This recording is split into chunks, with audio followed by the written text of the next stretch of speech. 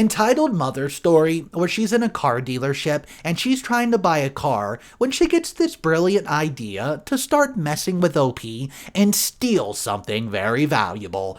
Guys, this story's wild. Thanks for tuning in. Let's get right to it. Hey y'all. Long-time lurker, first-time poster. My boyfriend's power is out and I have no one else to vent to, so please listen to my tale of woe. I work at a car dealership as a receptionist. One of my duties being greeted customers when they enter. I'm a professional artist on the side, and I've been busy with some commissions lately, so since it's not busy at the dealer, I started working on my iPad mini. It's old and I'm working on upgrading, but I currently can't afford to. So I live with it despite the battery life being really short, and I have to basically keep it plugged in at all times.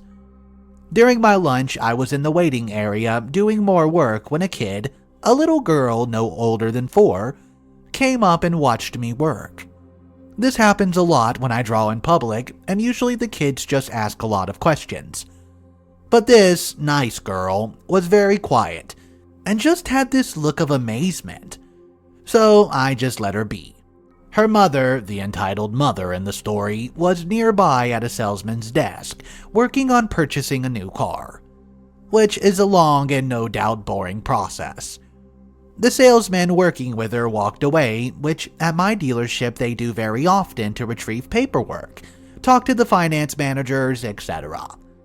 She looks over at me and her kid and asks her, quote, "What are you looking at?" Her kid points at my screen and says she's painting puppies. I was working on a Twitch emote of a streamer's dog. I sort of show my screen to entitled mother, and she then asked her kid if she wants to draw, which the girl excitedly says yes. I expected entitled mother to pull out on a paper or pencils, or at least ask if I can get some for her, but she just looked at me expectingly. When I realized she was waiting for me to hand her my iPad, I said, quote, "Oh, she can't use mine, but I can get her a notepad and pens." But apparently that wasn't good enough. She sighs and says, "Just let her draw a little bit, I'm almost done here anyways." Which I knew for a fact wasn't true. They were waiting on a bank approval for a loan, which can take anywhere between 5 to 30 minutes. And even then, they'll be here longer for finance paperwork and detailing the vehicle. I start to explain that this is part of my work, and she scoffs, saying I'm just doodling puppies, and it was selfish that I would not let nice girl doodle on my device. Poor nice girl was just looking at her hands, looking quite embarrassed. I then pretended my lunch was over and got up to spend the rest of my lunch at my desk. I couldn't see her behind a huge truck on display, but I can hear her grumble to my nice girl about who knows what. Whatever, pretend like I did not hear so I don't mess up this sale for my coworker. Sometime later, nature called me and I got up to go to the restroom. I left my iPad on my seat so it'll stay plugged in and put a notepad over it to try to cover it up somehow. My desk is a wide crescent shape with no drawers to keep my things safe, so this was the best I could do to somewhat hide it. I was in the restroom no longer than 3 minutes, but when I got back only my charger remained. My iPad, Apple Pencil were gone. I looked over to the lady who had her large purse suspiciously in her lap now, instead of on the floor beside her chair like it was before. I was panicked because a lot of my work is on that iPad that I needed. I went to my sales manager, and told him the situation. He told me he would take care of it, but to be patient for now. I went back to my desk full of anxiety, and my stomach was doing backflips. Sales manager went to the desk where entitled mother was to work out the deal. They're far enough that I can hear their voices, but no pinpoint of what they're saying. But I did hear her eventually yell, "How dare you? I would never steal. Do you want to lose this sale?" I immediately got up, went over behind the lady so sales manager could see me, but she couldn't. He tells her he understands, but my iPad went missing, and he wants to make sure no one currently in the building has it. That's when I remembered the Find My feature on all Apple iProducts. My iPad was connected to the Deaker's Wi-Fi. So I pulled out my iPhone and pressed play sound for my iPad. Her purse starts dinging. She tried to play it off as her ringtone, and sales manager stared at her as if daring her to answer it. Thing is, when the play sound feature, if I keep pressing it, it'll keep ringing. I made my presence known and told her to give my iPad back. That's when she stopped playing dumb and just said, "Just let nice girl have it. Her birthday's coming up and I can't afford a present for her since I'm getting this car." Sales manager said he was happy to cancel the deal so she can instead buy a birthday present for her child and to return my iPad or he'll call the police. She practically threw my iPad at me, where it hit me in the gut and took nice girl from the waiting area to leave. Poor thing looked at me with the most apologetic look on her face before leaving with her mother. Sales manager might have helped me, but he's not exactly the nicest person. From now on, I'm not allowed to bring my iPad to the dealer. I have to either leave it in my car or leave it at home. Ugh, whatever. Entitled mother took my Apple Pencil with her since she left in a hurry, so I'm gonna stop by the Apple store after work to get a new one. But until then, I'm stuck with my pens and notepad. What's up guys, Mr. Reddito here. There's an update for this story. If you're enjoying the channel so far and you're enjoying this video, click that like button and consider subscribing. Here's the update. Hey y'all, it's been a stressful and anticlimactic week. I've came back to work on my day off on Monday to talk to the police. Entitled mother apparently does not live in the county. She came here to try to buy a car that isn't available in her area. So they had to reach out to the police department there to talk to her. They took my info and told me to fill out a police report online so they can get started, which I did. The next day, the shooting in Texas happened. Rest in peace to those angels. So the police assigned to my case deemed it not important enough and placed it on hold to do a 2-day shooting drill that commenced the following day, Wednesday and Thursday. I finally got word back yesterday on Saturday that Entitled mother has been contacted and told to either give the pencil back or be charged with theft. I don't know what her reaction was, whether she went to the police or they went to her, or what kind of conversation they had, but I do know she handed over the pencil. 2 of her county cops just came into a dealer a few moments ago and gave me my pencil. They then told me that the next time, if I can do it myself, then confront the Entitled mother myself, and I was capable of doing so because of the info we had of her. However, they did say that they can proceed with the charges for theft if I wish to do so, but say I should think about her child and that she returned the pencil anyways. Honestly guys, I just don't want to make this political, but at this point I was exhausted and did not want to deal with the police or anyone in the legal system further. I just thanked the cops, offered them coffee, and sent them on their way. I really don't know if that was the proper procedure for police work, or if they were all stressed because of what happened on Tuesday. I live in a dominantly Hispanic area, and the tragedy hit us all exceptionally hard. I don't even have the energy to be angry anymore.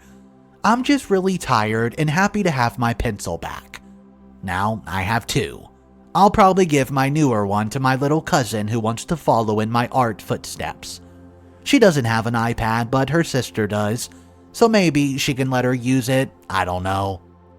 I wish I had more juicy and righteous stories about how Entitled mother was arrested and paid me money because of stupid decisions she made. But the tragedy humbled me to my core. Well, I can understand at the end of the story why OP did not really want to keep pressing this and go ahead and press the charges. Mentally, OP was drained and just wanted to end the day. So yeah, I think Entitled mother should have had consequences for this, but I can also see where OP was coming from. Let me know in the comments down below. If you were in OP's position, how would you go about handling this? Would you go ahead and press charges like the OP eventually probably wanted to?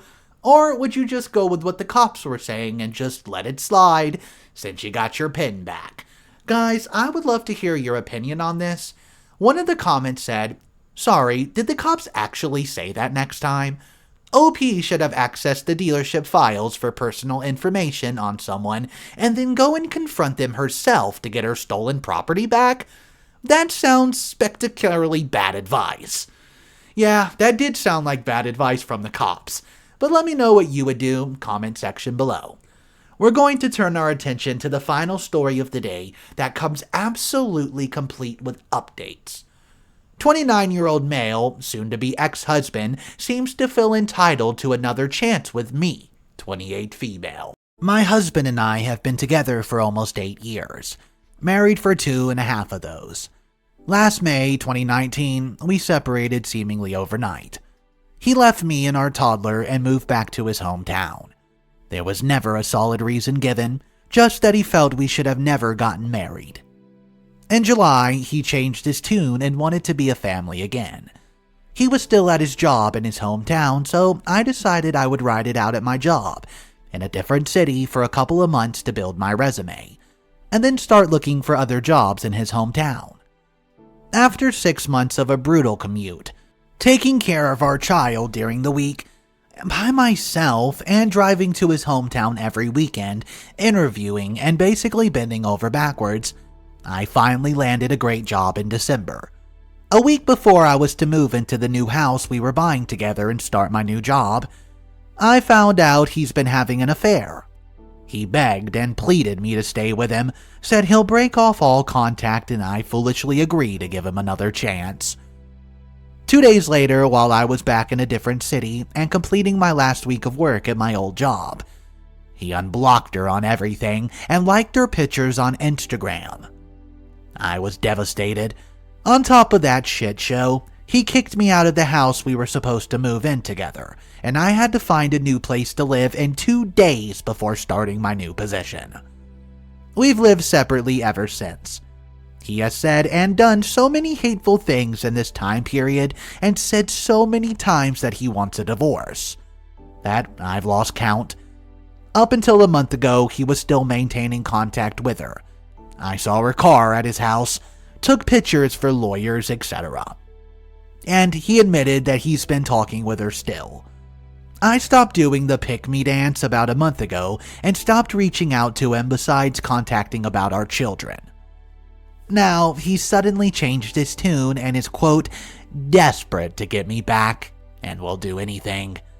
He has unfollowed her on everything once again, unliked all her pictures, and tells me not to give up on our family. I've moved on. I'm not interested in pursuing another relationship with him.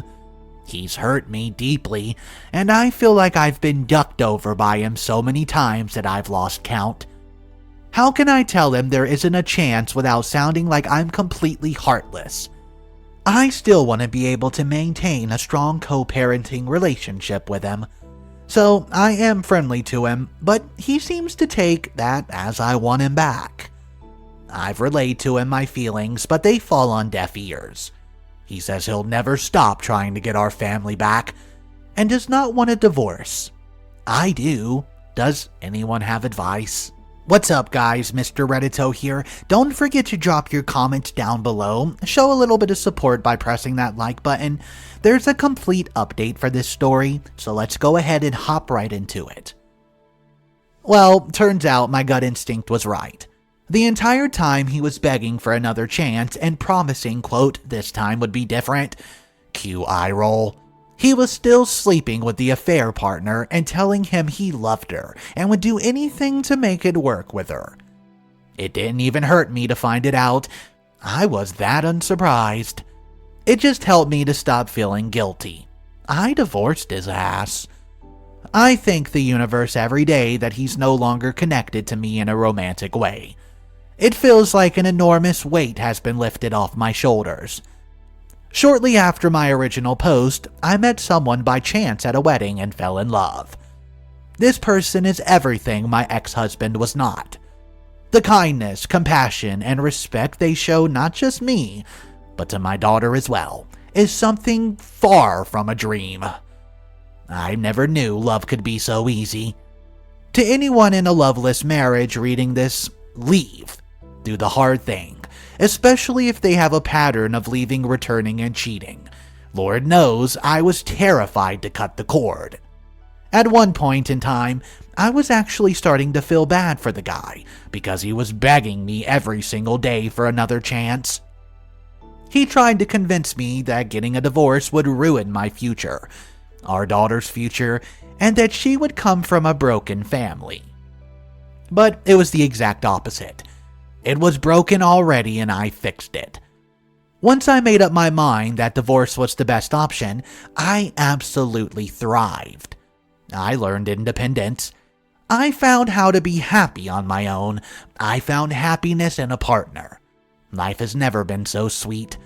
The bad shit makes the good shit so much better. Thank you guys for the support on my original post. It helped turn my graveyard into a garden. I just want to mention, I think the best line of this entire story was this. It was already broken and I fixed it. Man, what a perfect thing to say. Let's go ahead and take our look at one of the comments where OP replied. Let me guess. When he found out you found someone else, he started freaking out and saying you were breaking the family. I had a friend like this. He cheated constantly and then she found someone else. Suddenly, he was the victim crying to the friend group. He's not a friend anymore. This is when OP replied and said, he had a massive freak out when he found out I was seeing someone else. The irony is unreal. Then a bunch of other people were saying how they're not surprised, and honestly, every part of his behavior sounds like he never respected OP anyways. So yeah, that's it guys. Let me know your thoughts on this one in the comment section down below. That's all the content I have for you. Please subscribe to the channel and I'll catch you next time. See ya!